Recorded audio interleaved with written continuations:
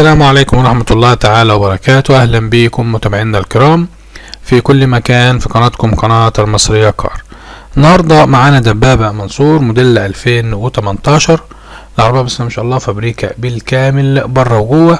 عربية ما فيهاش جرام بوي، عربية سليمة، عربية ما فيهاش مرمات، عربية ما فيهاش شغل نهائي، عربية مش محتاج انك تقف عند صنايعي ولا عند عفشاج ولا الكلام ده كله.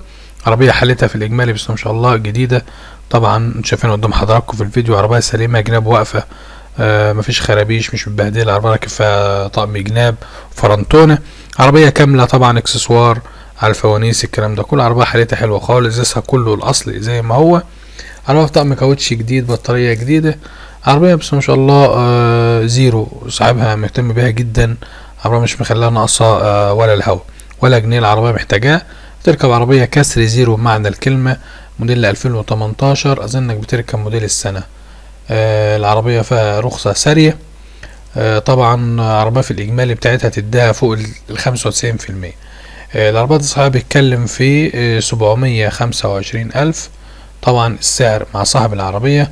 هنقول رقم التليفون للتواصل معاه عشان لو في تفاوض او في نية للشراء تقدر تعرف منه معلومة ما قلناهاش ولا حاجة، تعرفها من صاحب العربية. رقم التليفون للتواصل معاه 03 1 2 6 5 9 8 1 6. الرقم مرة تانية 03 1 2 6 5 9 8 1 6.